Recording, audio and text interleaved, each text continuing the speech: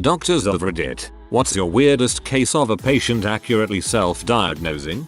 I had a patient who predicted her own death. She was a relatively healthy 90-year-old with hypertension and diabetes. She woke up that morning, told her daughter that she was going to die. She made her daughter go to her lawyer's office and sign a living will, confirming DNR. That evening she had a massive heart attack and was rushed to the ER. We tried medical management, but per her wishes, a living will that she signed like 6 hours earlier, she did not want any invasive measures taken. She died about an hour after she came in. Remember that dude who peed on a pregnancy test kit as a joke and got a positive, and Reddit told him it might have been testicular cancer, and how he visited a doctor and it turned out to be testicular cancer? That's nuts. My dad, who is a great person but also occasionally an butthole, took my 3-year-old sister to the ER with the flu. Thing is, there was a meningitis outbreak in the area, and the ER was packed. Dad, being an butt, tells the nurse he is suspecting meningitis to bump us to the top of the list. The doctor is P, because she has no meningitis symptoms, no stiff neck, no fever. They get into an argument. He orders a spinal tap. Since Dad is concerned, Dad will not back down at this point, and it comes back positive for meningitis. When I was in 2nd grade I wanted to get out of class, so I complained about feeling sick even though I felt fine. They sent me to the health room, checked my temperature. Next thing I know I'm in the ER. Had a temp of 103.9 and walking pneumonia. Had a patient who yelled code blue really loud from his room. As we all rushed into his room, his heart stopped. He didn't die that day, fortunately. Not about a doctor but an EMT. When my friend was in college, his appendix burst. He was in extreme pain, couldn't really move, and was acting delirious. His girlfriend called 911 and said she thinks his appendix burst. Ambulance shows up. EMTs think he's just drunk and refuse to take him seriously. They take their time, give lots of attitude, lecture them about drinking underage all while she is panicking, telling them that he doesn't drink and needs to be at the hospital now. She was right and the EMTs almost killed him. When I had a stroke in college, the doctor gave me a super condescending speech about underage drinking and discharged me. That was after the blood tests came back clean. I ended up having another stroke in the 5 weeks it took anyone to take me seriously. During my second lung collapse, the doctor was adamant that it was just a panic attack. Since it felt exactly like my first lung collapse, I kept insisting he take an x-ray. After the x-ray results he said against all probable odds you were right and I had a tube in my chest within the hour. A response like that would pee me off. It wasn't against probable odds, you had experienced it before and knew what it felt like. What a jerk.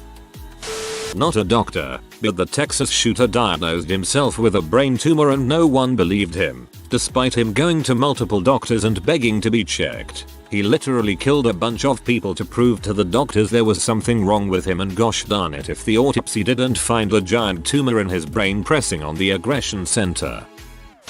Went to the same emergency room twice explaining that something was fricked up in my head. They diagnosed me with anxiety attacks both times. Had stroke 2 days later. So some backstory. Not a doctor, but really who is in this thread. In 6th grade my best friend had his appendix burst in the middle of the night. After hearing about it, I was utterly terrified of it happening to me. My parents and doctors all told me it is relatively rare and if it did happen there isn't really anything to worry about. I asked what it felt like if it did happen and they said, oh, you'll know, yay thanks. Really helpful. But my appendix bursting became somewhat of a phobia of mine for over a decade. Every time I felt abdominal pain or severe gas I always jumped to the conclusion of appendicitis. So about 10 years later I am hanging out with my friends when I start to feel some bad gas pressure coming on. Nothing too bad, but nothing would really make it go away. After I got home it was still rather bad, but I figured I'd just sleep it off. Woke up at about 5 AM curled into a ball throwing up on my pillow. At this point, I was still living at home with my parents, so I hobbled my way to their room and woke them, telling them I think my appendix was going. They told me it's probably gas, and are you really sure we should take you to the ER? I told them I was sure it was my appendix and they sort of told me to wait it out until 7 when they could phone the family doctor. So I curled into a ball in the bathroom and threw up for a few hours. At 7 on the nose they called the doctor and I described my symptoms, and the doc told my parents to take me to the ER now. So we get to the hospital, and I am walking so hunched over my face is almost at my knees. Bring me into the ER and they order a CT scan. Think it was a CT, was kinda out of it, and put me on some killer anti-nausea pain meds. The endoscopic surgeon comes in with my CT scan and tells me, verbatim, this is the most clear-cut case of appendicitis I have ever seen, and asks me to sign a release, because he was going to film the operation, endoscopic bits athlete, for training materials. So long story short, I had appendicitis. I knew it, and it was so clearly appendicitis that the doctor wanted to film it to teach other surgeons. So for any aspiring endoscopic surgeons in the thread, maybe you get to see inside me.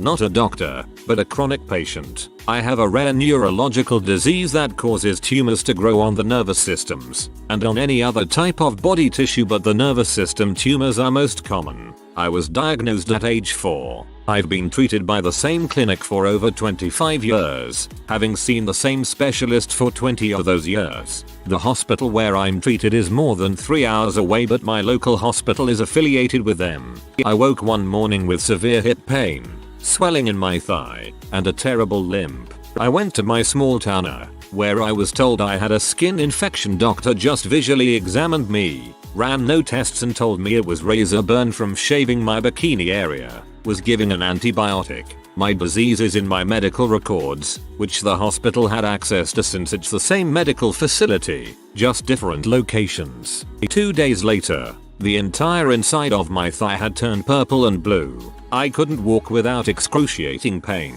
I went to an express care, like a step down from the ER. They immediately sent me to the ER for symptoms of a blood clot. The on-call doctor notified the ER I was coming, demanding an ultrasound. I arrived back at the ER, where the ER doctor basically told me she wasn't ordering an ultrasound because it wouldn't find anything, was told the bruising was self-induced to get pain pills, and that I was being discharged and blacklisted. My husband flipped crap and demanded an ultrasound, threatening legal action if not. Dumb doctor gave me attitude but eventually ordered the scan.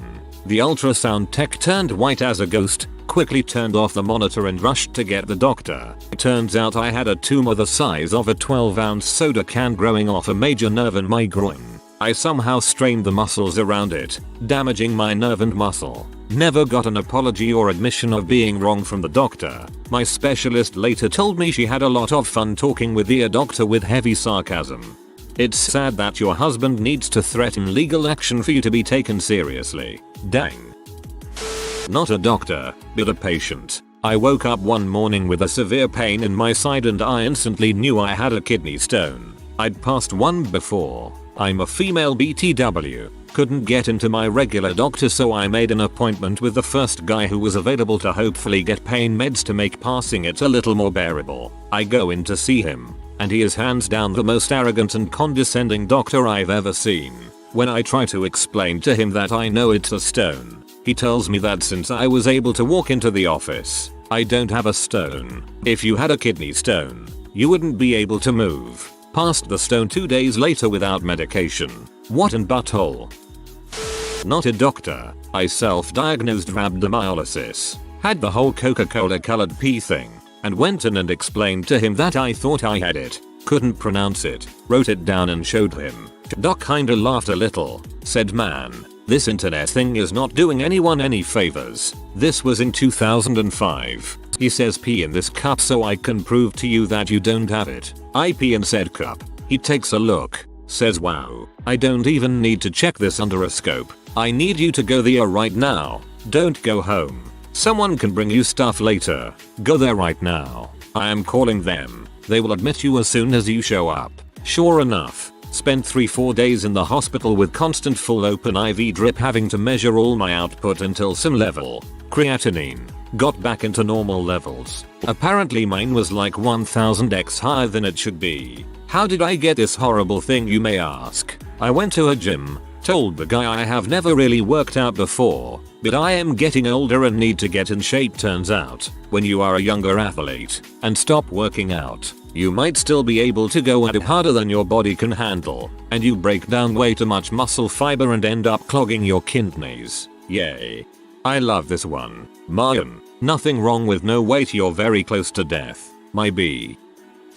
Sorry, I'm not a doctor, but last year when my daughter was 3 months old she stopped eating and pooping. Then she started getting weak and limp and it got to a point where she couldn't even open and close her mouth and eyes. A doc said she was dehydrated and put her on an IV overnight. The next morning, she was worse. How are you worse but not dead yet? IDK. Anyway, I read a NIT article that was meant to be a riddle for medical professionals, and the riddle described my baby to a T. Most of the commenters guessed infant botulism, so I suggested it to the pediatrician that came in the next day. He said no, she's probably still dehydrated. That immediately made no sense, and she'll be fine. We can go home. Mind you, we live in NJ and this was in NC. We were on the way back home from a road trip to FL. I wasn't having it. We asked to transfer to a children's hospital. The docs there did every test they could think of, and nothing was coming up. I begged them to test for IB, and gave them full permission to laugh at my lack of medical expertise, and since they already tried everything else, they obliged. It was IB, the first case that hospital had seen in 20 years I think. The residents on her case wrote a paper about her. Had a patty entered the ICU on a ventilator because of rapid lung fibrosis. Usually it's triggered by medication or an outside trigger. Pets, feces of pets etc. We stopped one of his cardiac medications which is known for being able to cause this kind of syndrome and the progression of his disease stopped. We told his wife and she said, yeah, I knew. And I knew it was this particular drug. The dog told me. We were shocked and asked her to explain. She told she had been feeding the different drugs of her husband to the dog over a period of 2 weeks. Every day a different drug. And he had started barking when she fed him this particular drug. She had been feeding the different drugs of her husband to the dog. I hope people don't actually do this. For 16 years I complained about severe pain, loss of blood, listlessness, and extensively long periods. We're talking 13-17 days. I kept getting told that it's normal. I'm exaggerating. It can't be that bad. I must have a low pain tolerance etc. I tried every single form of birth control over those 16 years. In 2008 I had exploratory surgery since my gyn couldn't figure out what was wrong. Turns out that I had severe ovarian torsion, which they repaired. And they also found quite a bit of endometriosis and removed it. I still had heavy long periods, but the pain wasn't as bad. Then the pain started coming back in 2015. After several trips I finally get an appointment with a new gyn. I said I was tired of this crap and wanted a hysterectomy. She said before doing something so drastic, she suggested trying an IUD. So, I did the Myarino IUD for a year. And got such bad depression from it I wanted to kill myself, on top of horrid pain anytime I had sex, and with months of constant bleeding. Then this past June, my gyn agreed to do a hysterectomy. I was full of endometriosis, adhesions, and cysts. I was having bladder incontinence problems because my bladder was completely surrounded by the endometriosis. Now I am 3 months post-op, and so glad to be free from all the pain and bleeding. Plus the bonus of never having to worry about an unwanted pregnancy. That's horrible. I'm glad you're finally in a good place. I was 9 when I fell off of my bike on a family bike ride. I was screaming like crazy. Say my leg was broke. My parents thought I was crying wolf and told me to walk it off. When I wouldn't shut up, my dad carried me to the parking lot while my mom got the car. I remember my dad telling me to put my leg in a position if I truly thought it was broken, but he was still skeptical. Lo and behold, when we went to the ER to get an MRI, my leg had a spiral fracture. Not a doctor, but I started having painful abdominal spasms and I was sure it was my appendix. I have a very high pain tolerance, so for 2 days I was still carrying my heavy toddler and working out. I told my husband and family and they wouldn't believe me and told me it was just gas. But I knew something was wrong. Anyways, I decided to go to the hospital despite my husband's protests. I was making a big deal. The doctor didn't believe me. They sent me for a vaginal ultrasound because she thought it was probably an ovarian cyst. I was peeved they weren't believing me, so I let them give me the ultrasound anyways. Came back negative and they were about to send me home. Decided to make my husband drive me to another hospital. Everyone was I was making them waste their time since my husband had to miss work and my mom had to watch our son. Anyways, turns out I had appendicitis and my appendix was about to burst. Doctor said if I would have waited a few more hours it would have burst. Had surgery within an hour of showing up. I was at everyone that didn't believe me. Haha. So I fell out of the top bunk on vacation and broke my leg on the lower metal frame. A doctor said I couldn't possibly have broken it and I was just trying to score pain meds. His proof, I walked in. 4-hour car ride back home. My regular doctor puts me in his own car to drive me to the hospital, where the swelling on my leg is now too much to cast. Original doctor paid all my medical bills and was reviewed by the state board, where it was discovered he had been drinking on the job. Lesson 1. You can walk on a broken leg. Lesson 2. Don't be a dong. Not a doctor. I had gallbladder problems some years back and went to the doctor. He said my blood work came back normal and that it was probably either indigestion or a strained muscle. I told him I knew it wasn't. He asked me what I thought it was, so I told him I was certain it was my gallbladder and that it was full of stones. He told me verbatim, "You're not middle-aged, nor overweight, so it can't be that at all." I told him rather sternly to order the ultrasound because I was very certain he was wrong about what he thought it was. Half hour later I'm laying there getting the ultrasound done when the tech was all "Yay, so I'm not supposed to tell you anything but I'm going to anyways. That is a fat sack of stones. I've never seen a gallbladder this bad before. My gallbladder was full of large and small stones." I cried and thanked him, then cried more because I was so angry with the doctor and the nurse practitioner and the previous nurse practitioner I saw a few months before that appointment for the same pain, who wrote it off as a strained muscle in my back. After the doctor saw the ultrasound, he came in with the nurse practitioner and 3 other nursing students to tell me I was right and to give them a lesson on listening to patients and to not just brush off their concerns and suggestions. Almost 2 weeks later I was in for surgery. Good grief, this turned out longer than I expected. Good on that doctor for acknowledging his near fuck up. Picked up a long-term patient at county hospital who was both epileptic and schizophrenic, and she told me her history with incredible insight and understanding. The reason she was there was because she was on Dilantin and meds for her schizophrenia. So she said, "This is what happens. I'm taking all my meds, but I begin to cut back a bit on the stelazine for schizophrenia. Then I get a bit more paranoid and figure I'm being poisoned with the Dilantin. So I cut back on that and have a seizure. That cures my paranoia for a while and start taking my Dilantin and stelazine again. But then I get paranoid and stop taking as much of the one or the other. Then get more paranoid, stop my Dilantin, get a seizure and end up in here." She knew exactly what was going on. Incredible insight, and her records showed she was right. Incredible insight into what was happening, but completely powerless to stop it, either. The seizures made her sane a while, and things would balance out, and finally a few times a year she'd end up in hospital because it would get out of control. As a psychiatry resident, I love ACT for this reason on my psychotic patients. It's so neat and it works so well. Interesting to hear about schizophrenia patients with insight. It's unfortunately not as common as I would like having a patient agree with my assessment that they're suffering from psychosis. Not a doctor, but this happened to me. When I was 8, I was having severe headaches. Like it felt like someone was constantly stabbing me in the eye. My mom, who is an LNA, suspected it was nothing more than a sinus infection. She took me to the doctor to get checked out and get put on antibiotics, but they were adamant that it was not a sinus infection.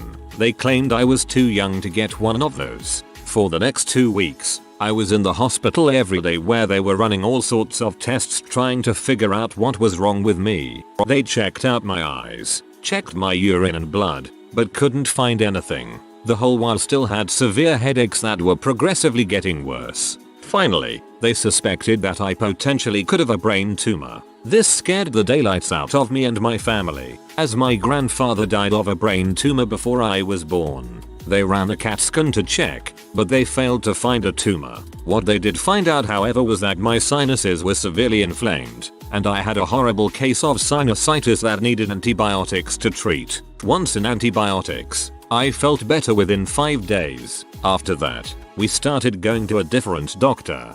Too young for a sinus infection at 8. LOL, wow. That's so insanely ridiculous. They thought that wasn't a possibility. I had my first sinus surgery at 8 because I had chronic sinus infections and headaches for years. I then had another at 10, and last year I had one more at 27. I'm glad yours wasn't something worse at least.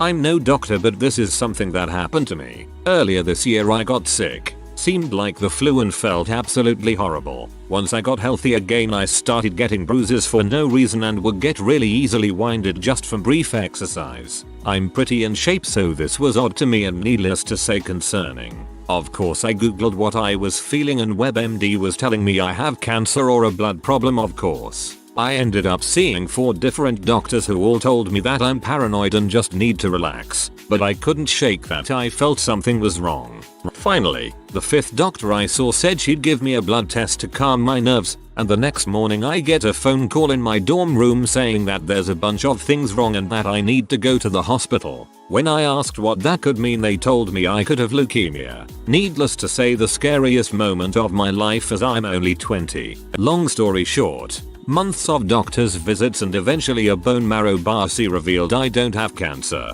but a rare blood disorder called aplastic anemia, which causes your bone marrow to stop making cells. I'm happy to say after extensive treatment I'm doing well now, but it's very freaky to me that it took 5 different doctor's visits to finally hear me out when I said I felt something is wrong.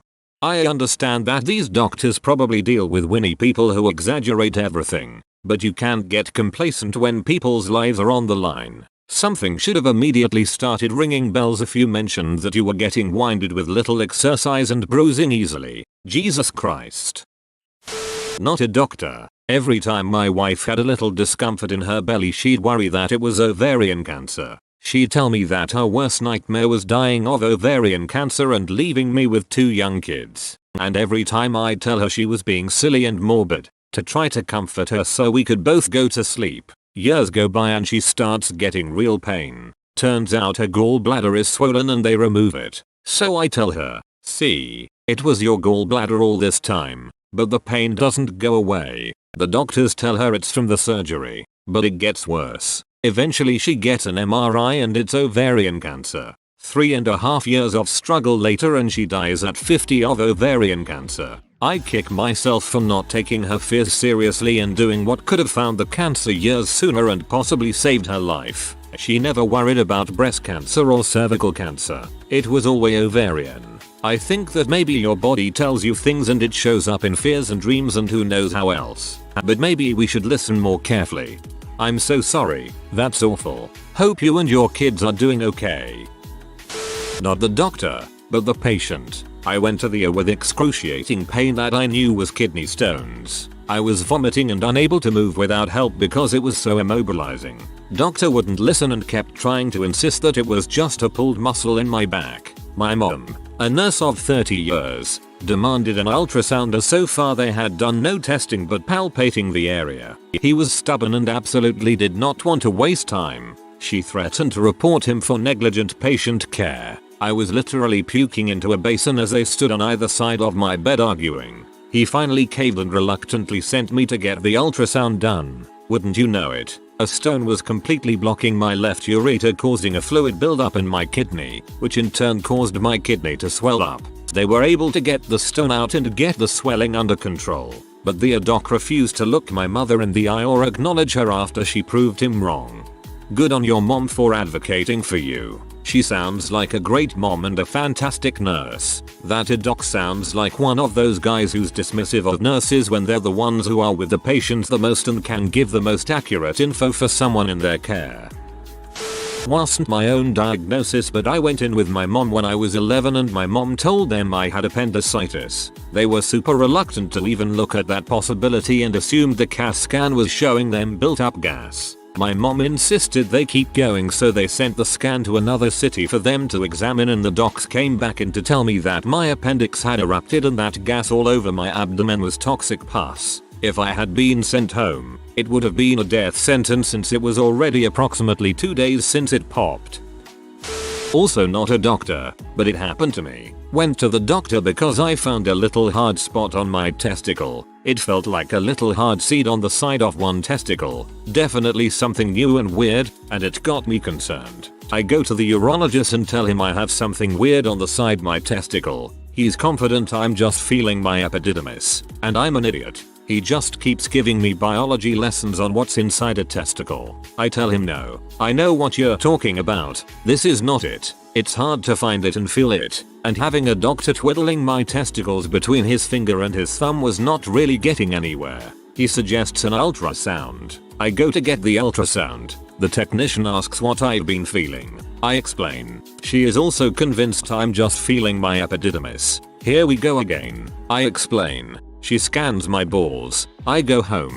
Doctor calls later that week. They found a calcification outside my testicle and that's what I felt. But also it was no big deal and only to worry if it grew. Yeah, so it wasn't my freaking epididymis?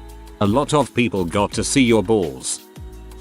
If you are new to the channel, you can subscribe. I publish new videos every day. Until then, check another video.